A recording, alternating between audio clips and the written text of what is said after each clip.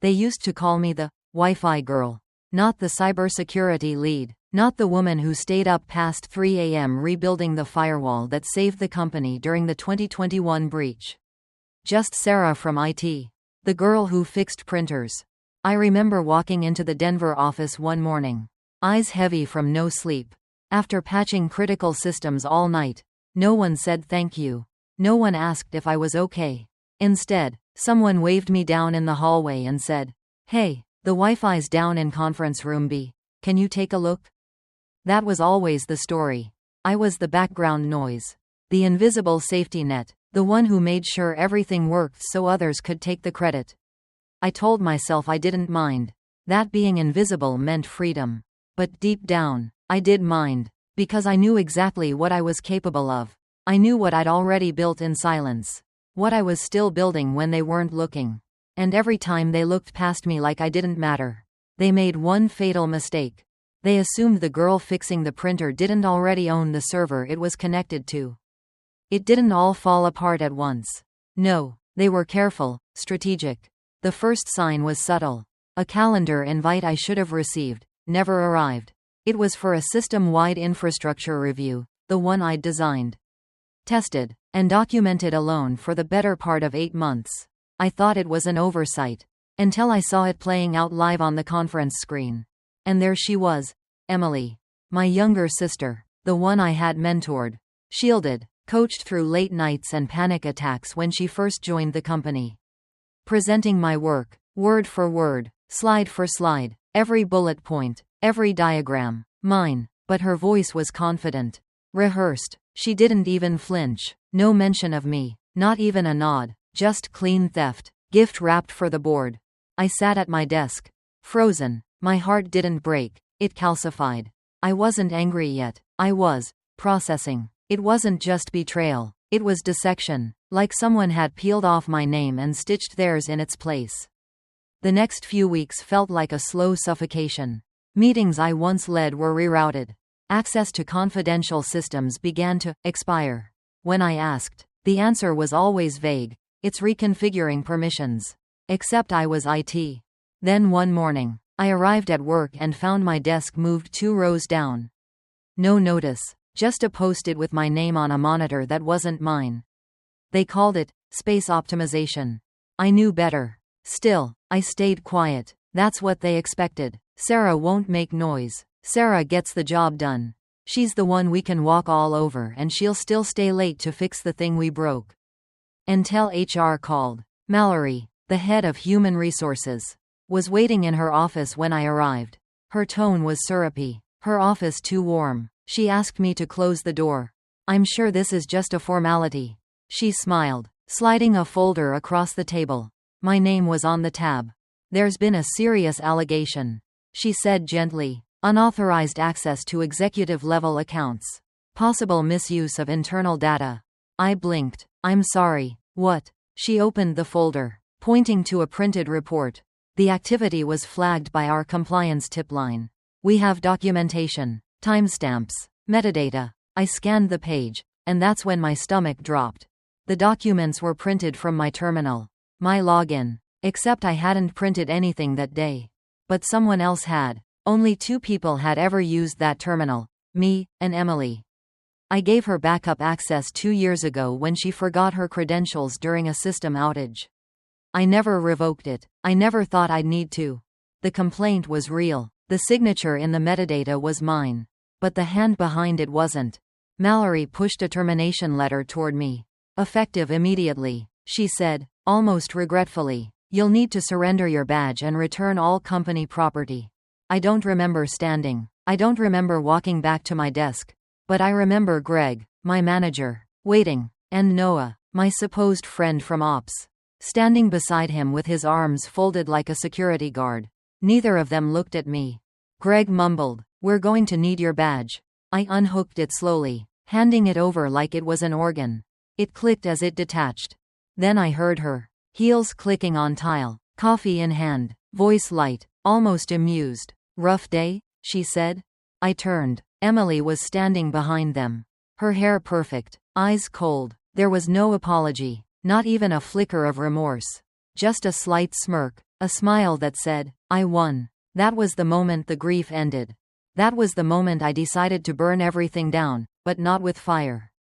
With precision. Because what Emily didn't know, what none of them knew, was that while they were busy clawing their way up a ladder, I had already built a building. Quietly, carefully. For 5 years, I'd been developing Shadow Key Systems, a private cybersecurity firm operating under a generic shell company name. I had filed it through proxies, built tools under pseudonyms, and brokered deals through whispered contracts in virtual rooms they'd never find. I didn't advertise it. I didn't even take a salary. I reinvested every cent, grew it in silence. They underestimated me. The same woman they dismissed as a technician had created monitoring protocols now used by law enforcement and hospitals. The same woman they discarded had quietly acquired stock, not just in tech startups, but in their company, Shadow Key, through various holdings, now owned over 71% of their voting shares. And 6 days before Mallory handed me that white envelope, I'd signed the final acquisition. They thought they were firing me. They were actually surrendering. But I didn't reveal it that day. I didn't raise my voice. I didn't send an angry email or call a lawyer. No, I walked out the front door like I had nothing left, while holding the blueprint for everything they thought they controlled. The world saw a woman discarded. I knew I was just entering the phase where I'd become undeniable. I didn't cry when I got home.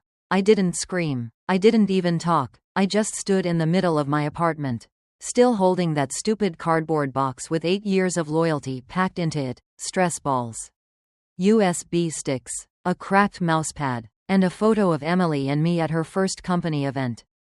We were smiling in that picture. Back when I thought we were still on the same team. I set the box down, opened my laptop, and started working. Not on a resume, not on a lawsuit, on the final steps of a plan I'd started 5 years earlier. Shadow Key Systems had never been about revenge. It was about freedom, mine. I'd built it so I'd never have to ask anyone for permission again. And now it was time to use it. The day after I was fired, I filed an emergency motion as CEO of Shadow Key to call a boardroom review of ownership structure at Axis Core, the very company that had just erased me. I scheduled it for 7:01 p.m. on Friday. Why 7:01? Because I knew that was the exact moment their rooftop celebration would begin. The email was sent to the board through encrypted priority channels. It came from Shadowkey's legal counsel, not me. My name wasn't attached. Not yet. I didn't need attention. I needed position. On Friday night, I stood across the street from Axis Core's glittering skyscraper, watching the rooftop shimmer under string lights and bad intentions. Emily stood near the center, holding a champagne flute like it was a microphone. She wore red silk and confidence like armor. Noah stood beside her, laughing like he'd already forgotten my name. I didn't need to be at that party. I just needed to see it, to remember what betrayal looked like when it was polished and photogenic. Inside my coat pocket, I held the file, signed, sealed, irrefutable. At 7:01, I turned and walked away. By 7:08, I stepped into the boardroom. It was cold, empty, still, but not for long. One by one, the board members trickled in, confused at first, then cautious. They hadn't expected a meeting. They hadn't expected me, especially not Uncle William, the CEO of Axis Core and my mother's brother. His eyes locked on me like I was a ghost. "Sarah," he said, "this is a private session. What the hell are you doing here?" I didn't flinch. I sat at the head of the table, calm, grounded, unbothered. I believe I qualify as a majority shareholder. I slid the documents forward. The company's legal counsel, Mr. Kendrick, read them in silence. Page by page, his face turned pale, and then he spoke. As of last Friday, Shadow Key Systems holds 71.8% of Axis Core's voting shares. He looked up, slowly, and Shadow Key's registered owner is Sarah Brooks. The room fell so quiet I could hear the clock tick. Emily and Noah burst through the doors minutes later, winded, buzzed, still high on rooftop ego. Their expressions collapsed when they saw me. "What is this?" Emily demanded, her voice shaking. "Due process," I replied. "Something you never offered me." I let them sit. I let them squirm. Then I opened a second folder. Let's talk about ethics, I said, tapping the folder gently. And internal fraud. I projected the first audio clip across the room. It was Emily's voice, crystal clear. If we don't get rid of her now, we'll never restructure. She knows too much. Then Noah. Don't worry. I'll clean the logs. HR will sign off. Mallory's name was mentioned too. They had planned it all, fabricated a complaint using my credentials, printed it at 2:12 a.m., and used it to stage my termination. I had retrieved the timestamp from the internal printer logs the night I was fired. Old habits die hard. I never gave up access to back-end systems. They never noticed. Because I was invisible, remember? Now I was undeniable. Uncle William stood up, red-faced, ready to explode. This is slander. No, Mr. Kendrick said. This is evidence. He turned to the board. Unless anyone wishes to contest the documents, we are legally required to recognize Ms. Brooks as executive chair and majority owner effective immediately. No one contested. I stood up slowly and addressed each of them. William Langston, you're removed as CEO. Effective now. Abuse of power and retaliatory misconduct. He staggered back into his chair like someone had cut the strings holding him up. Noah Carter, head of operations. You falsified records and collaborated in a wrongful termination. You're out. He didn't even blink. Just looked down at the table like it might swallow him. And then I turned to Emily. My sister. She stood. This is insane. You're just bitter. No, I said calmly. I'm just done protecting you. You can't erase me, she shouted. I stared at her, harder than I ever had. I don't need to. You already erased yourself the day you became someone I couldn't trust. I pulled 3 envelopes from my bag, each one labeled, printed, legal, final pay, severance, exit terms. I handed hers last. She didn't take it, but she didn't leave, either. I had won, not because I wanted revenge, because I reclaimed my story. The meeting ended in silence. No screaming, no applause, just a room full of people who finally saw me. Not as the Wi-Fi girl, not as the sister, not even as the employee, but as the woman who now controlled the very foundation beneath their feet. As I walked out, I passed the same hallway where I used to fix flickering monitors and jammed printers. I didn't look back. I didn't have to. The building no longer owned me. I owned the building. Power didn't feel the way I expected. There was no thunderclap, no dramatic orchestra, just stillness, the kind that creeps in after a long storm, where the world seems to hold its breath and finally, listen. That night, I returned to my apartment alone. No celebrations, no champagne, no victory speeches, just me, a stainless steel kettle hissing quietly on the stove, and the memory of Emily's face, shocked, pale, unable to process the reality that everything she tried to steal now belonged to the woman she tried to erase. I didn't hate her. I thought I would. But hate would have meant I still needed something from her, an apology, an explanation, a reason. I didn't, not anymore. Somewhere between betrayal and silence, I'd let go of that version of her. The one who used to text me late at night in tears. The one who used to call me, Big Sis, like it meant something sacred. That Emily didn't exist anymore. She'd been replaced by someone who chose the spotlight over loyalty. Someone who weaponized my kindness. Someone who taught me the most painful lesson I'd ever learn. The worst betrayal doesn't come from enemies. It comes from people who used to know your middle name. The next morning, I walked into Axis Core through the front doors. For the first time in years. No one looked through me. The receptionist stood up when I entered. People whispered, but not the usual dismissive, "She's from IT," kind. This time, it was different. They didn't know what to call me. CEO? Owner? Executive chair? None of those titles mattered. Because I hadn't fought to be named. I fought to be free. And now I was. Still, the building had scars. My old cubicle? Empty. The terminal I once guarded like a lifeline? Disconnected. The badge reader still beeped when I passed it. Out of habit. But this time, I didn't swipe a card. I didn't need to. I had the keys. I met with the board quietly. Formally, they asked if I planned to restructure everything. No, I said, not yet, because revenge wasn't the plan. Rebuilding was. I met with our With compliance. With the internal audit team. We began an internal cleanup, digitally, ethically, structurally. I didn't announce anything publicly. I didn't post a statement on LinkedIn. I didn't fire everyone who looked at me sideways. I just watched, evaluated, listened. Because now, people spoke freely in rooms I used to be shut out of. They made mistakes in front of me, forgetting I wasn't just some new executive. I was the system behind the curtain for 8 years. I saw the good ones, the quiet designers, the underappreciated analysts, the support engineers who stayed late like I used to. I promoted them. I saw the performers, the polished, empty shells who only looked busy when someone was watching. I let them go, not out of spite, out of principle, because if I was going to lead, it wouldn't be as the version of leadership that once discarded me. About 2 weeks after the board meeting, I found something unexpected. Buried deep in the compliance inbox was an anonymous tip. Subject line: "You should know who funded your rise." It came with a document. A name: Daniel Reyes. My stomach turned. Daniel had been my first partner. Back before any of this began. Back when I was just a kid with calloused fingers and a dream. We built the prototype of Shadow Key together. Out of a shared storage unit with barely working heat and a vending machine that ate our last quarters. But we disagreed. He wanted fast capital, even if it meant shady backers. I refused. We fought. He left. 2 weeks later, he drove off a bridge during a storm. His wallet was found. His watch. No body. I mourned him. I believed he was dead.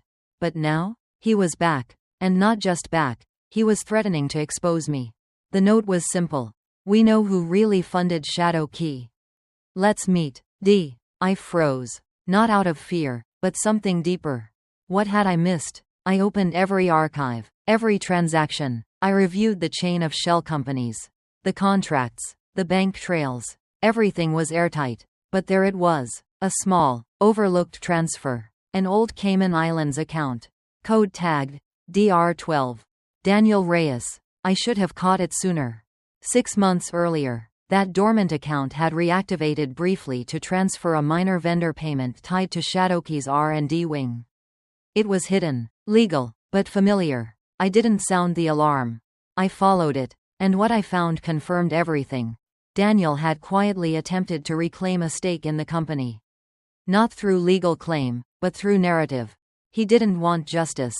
He wanted leverage. And he thought he had it. So, I let him believe he did. I arranged a meeting. Not in a courtroom. Not in a boardroom. In the old warehouse. The same one where Shadow Key was born. I arrived at 11:04 p.m., coat zipped. No security. Just me. And a flash drive in my pocket. Daniel stepped out of the shadows like he hadn't missed 15 years.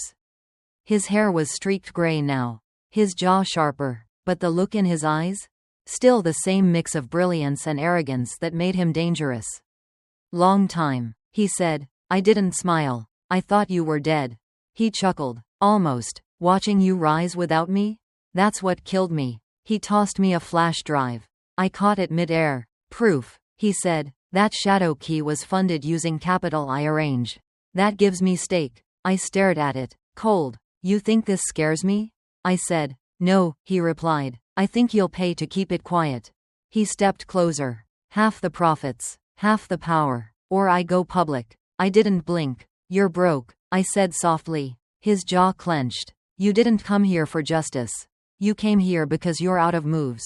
Out of chances." Silence. Then, "You have 72 hours." He walked out without another word. But what he didn't know, I'd already seen it coming. 6 months ago, I legally acquired that Cayman account, quietly.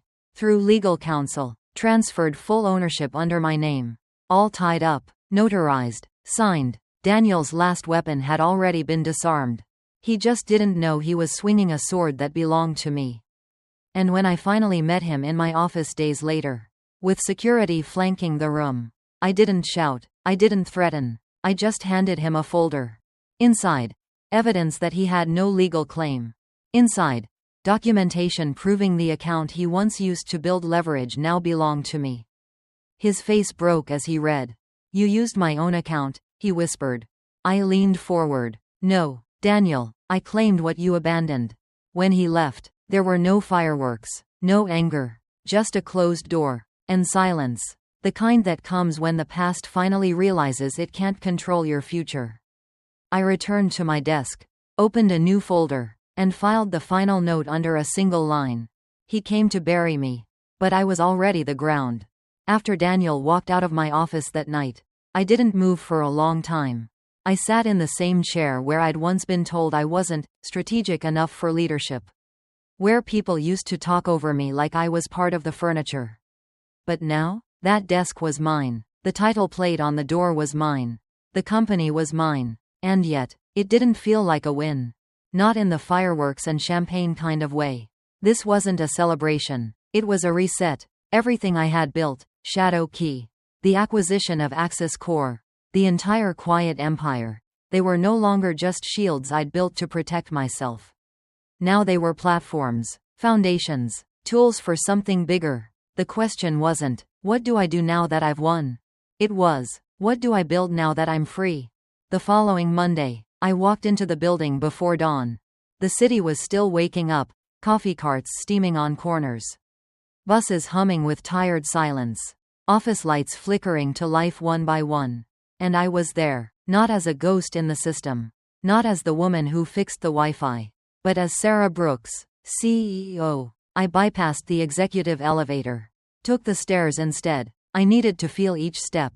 Needed to earn each floor. By 6:30 a.m. I was in the boardroom, alone. Sharp light pouring in through glass walls. And a whiteboard in front of me filled with question marks, diagrams, and 3 words written at the center. Build something better. My first decision wasn't about strategy.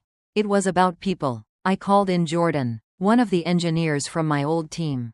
Quiet, brilliant, underpaid. He looked stunned when he stepped into the office and saw me sitting at the head of the table. He blinked. Yeah, I smiled. Took me a while. He laughed nervously. I thought you got fired. I did, I said, and then I bought the company. He stared for a long moment, then nodded slowly. Okay, that tracks. I handed him a folder, promotion. New title, full authority to rebuild the dev security team from the ground up. No strings? He asked.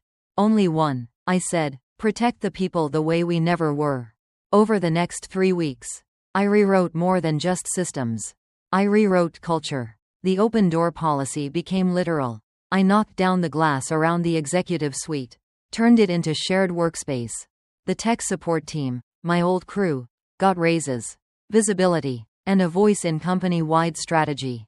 I created a ghost board, a private Slack channel where anyone in the company could anonymously submit ideas, concerns, or call out toxicity. No filters, no names, just truth, and I read every single one. It wasn't about vengeance. It was about reversing the gravity. Because when the system is designed to elevate the loudest and forget the quiet, it's not a glitch, it's a feature. I made it my job to rewrite the code. Then came the call. A contact from the Department of Digital Infrastructure.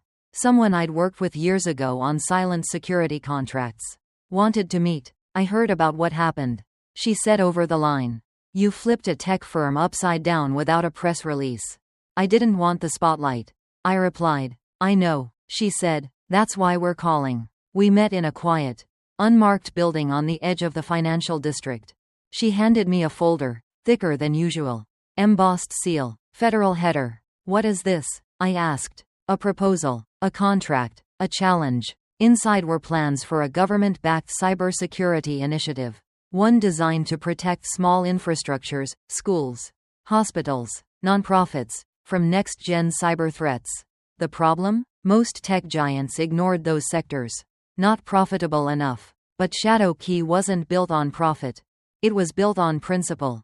They wanted me to lead it. Not as a contractor. As a partner. It's yours if you want it. She said, we'll fund the launch. You design the framework. I closed the folder. Pulse steady. Yes, I said, because for the first time, I wasn't walking into someone else's system. I was being asked to architect one from scratch. By month's end, we launched Project Sentinel, a nationwide initiative that combined Shadowkey's encrypted infrastructure with local government tools. We rolled it out first to underserved school districts in the Midwest, then rural hospitals, then emergency services. The press tried to spin it as a comeback story. It's not a comeback, I told the one journalist I agreed to speak with. It's just a redirection. She smiled. You make revenge look like philanthropy. I shook my head. Revenge is reactive, I said. This is design. Emily sent a message 6 weeks later. Just one line. You were right. I didn't reply. I didn't need to. She wasn't the enemy anymore. She was the symptom. The system that taught her to step on others to climb the ladder was the real problem. And the only way to beat a system like that is to build one where no ladder is needed. One where people rise because they lift others, not because they silence them. At the end of the quarter, I stood alone in the boardroom again. Same whiteboard, new message. This time, it just said, the future doesn't need gatekeepers. It needs architects. And as I looked out over the city, quiet lights glowing in the distance, I knew something deep in my bones. I hadn't just survived, I had shifted the ground beneath them. And from here on out, no one would ever forget the name Sarah Brooks again. Sometimes, I catch my reflection in the elevator doors, sharp suit, clean lines, hair pulled back, calm expression, and I barely recognize her. Not because she's unrecognizable, but because she's finally become everything I used to suppress. I think back to who I was. The woman who stayed late fixing server outages while others got credit. The one who swallowed every insult, every erasure, she's just Sarah from IT. Like it was part of the job description. For years, I didn't just accept being invisible. I believed I deserved it. Because the world teaches women like me, quiet, technical, unpolished, to be useful but not valuable. To support, not to lead. To carry weight, not to own the ground we walk on. But something changed. Not overnight, but slowly, painfully, honestly. The betrayal shattered me. Then the silence rebuilt me. There's a kind of strength you gain when you realize no one's coming to save you. Not your mentor. Not your manager. Not even your family. I remember the first night after I got fired. I was lying on my floor. The lights off. Still in my work clothes. Staring at the ceiling like it owed me answers. I thought I'd hit the bottom. But the truth was, I was finally standing on solid ground, mine. That night, something clicked. Not like a light switch. More like a lock turning. I stopped asking to be seen. And I started designing a life that didn't require permission. The biggest lesson I learned? You can't build resilience without rupture. You can't teach strength to someone who's never been broken open. When people ask me now, how did you do it? I don't give them a strategy deck or a startup playbook. I tell them the truth. I got tired of playing in a system built to keep people like me at the bottom of the org chart. So I stopped climbing. And I built my own elevation. I didn't do it alone. I did it quietly, with intention. With pain. With every ounce of grit I used to waste trying to prove I belonged. One of my proudest moments wasn't taking back Access Core. It wasn't firing the people who betrayed me. It wasn't even launching Project Sentinel. It was sitting across from a young intern named Alyssa, who reminded me so much of myself it scared me. She had the same quiet voice. The same habit of apologizing before speaking. The same look of hesitation every time someone interrupted her. After a team meeting, I pulled her aside. You're not too soft, I told her. You're strategic. You listen. You observe. That's not weakness. That's your edge. Her eyes welled up. I didn't think anyone noticed. She whispered, I notice. I said, and I meant it. Because I had spent too many years trying to earn visibility from people who never planned to give it. Now, I was the one setting the lights. Growth didn't make me harder. It made me clearer. I didn't lose my empathy. I learned where to place it. I didn't stop trusting. I started filtering who earned it. I didn't become cold. I became precise. And for the first time, I stopped flinching when people misjudged me. Because the thing about being underestimated for years is this. Eventually, it becomes your greatest weapon. I still keep my old ID badge. The one they took from me when they fired me. It's melted now, burned in a small tray on my desk. A symbol of who I was. Who I had to be. What I had to let go of. But right next to that tray is something else. A framed quote. Just 8 words. They fired me, but I owned everything they worked for. It used to sound like a punchline. Now it sounds like peace. These days, my calendar is full, but my mind is quiet. I spend less time proving, more time building. I write code sometimes just for fun, no client, no project, just for the joy of creating again. I teach, too. Guest lectures at tech accelerators. One-on-ones with female founders. Anonymous scholarships for girls in cybersecurity programs who remind me of the kid I used to be, hunched over a second-hand laptop in a too-small apartment. Trying to make magic from thin air. It's not about legacy. It's about liberation. If I can turn my story into a ladder for someone else. It was worth every betrayal. Every closed door. Every night I spent doubting my own brilliance. Some people chase power. Others chase peace. I chased clarity. And I found it in the most unexpected place, not at the top of a title. Or in a boardroom. Or even in victory. But in the stillness that comes when you no longer need to be chosen. I didn't win because I was the smartest. I didn't win because I played the game better. I won because I stopped playing their game altogether. And I built one that couldn't be rigged against me. The irony of my story is that the louder they tried to erase me, the more clearly I began to see myself. Not the version they shaped, the IT girl, the helper, the afterthought, but the version I buried for years beneath humility, fear, and the belief that my worth was only as strong as someone else's approval. I used to think power looked like having a seat at the table. But now I know. Real power is building the table yourself, and deciding who gets to sit with you. When I look back, I don't see villains. I see reflections of a system designed to reward performance over integrity. Volume over vision. Emily didn't betray me because she was evil. She betrayed me because she thought that's what success demanded. Noah didn't stay silent because he was cruel. He stayed silent because he didn't think silence had consequences. And Victor, my uncle, he didn't try to destroy me because I was a threat. He did it because I reminded him of everything he failed to become. But none of them matter now. Because their stories ended where mine restarted. The building I once walked through like a ghost now greets me with light. The badge I once wore like shackles is gone. I don't need access anymore. I am the access. And what they never realized is that while they fought to protect their corner of the system, I had already begun building a new world. One where women like me wouldn't have to crawl just to be noticed. A world where we don't have to shout to be heard. Where silence isn't weakness, it's strategy. I've stopped looking for apologies. I've stopped explaining my worth. You know why? Because I no longer care whether they understand what they lost. I care about what I've built. I care about the women who message me anonymously after speaking engagements. The ones who say, I've been invisible for years, but after hearing your story, I finally believe I'm not crazy. I care about the interns who now sit at the same table I was once excluded from, pitching, presenting, leading, and not one of them will ever be told to stay in their lane under my watch. I care about the system we're rewriting, line by line, so that no one else will have to survive what I did just to be seen. Sometimes people still ask me, would you go back and do it differently if you could? I smile, because the truth is complicated. Would I avoid the betrayal? Maybe. Would I choose a softer path? No, because the woman I became was forged in that fire, and I like her too damn much to regret the heat. I remember sitting on a park bench weeks after I'd reclaimed Axis Core, watching strangers pass by. A little girl was climbing a jungle gym with scraped knees and a determined face.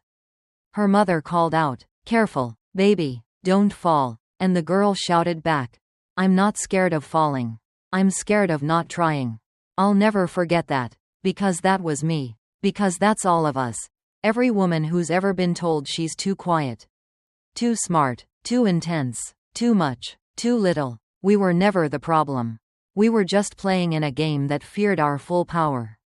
So now, I don't play. I lead. I own. I design. And I make sure the next generation of women won't have to fight the same battles I did just to be in the room.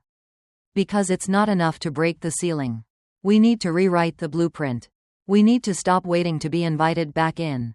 We are the building. My story doesn't end with revenge. It doesn't end with a press release. It ends, and begins, with a simple truth. They tried to delete me. But I was the source code.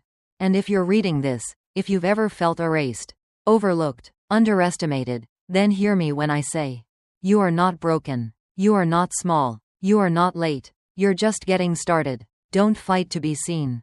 Build something so unshakable that when the world finally looks your way, you won't need their applause. Because you'll already know who you are. Thank you for choosing to listen to this story among thousands of stories out there. Like and subscribe to continue listening to the latest stories.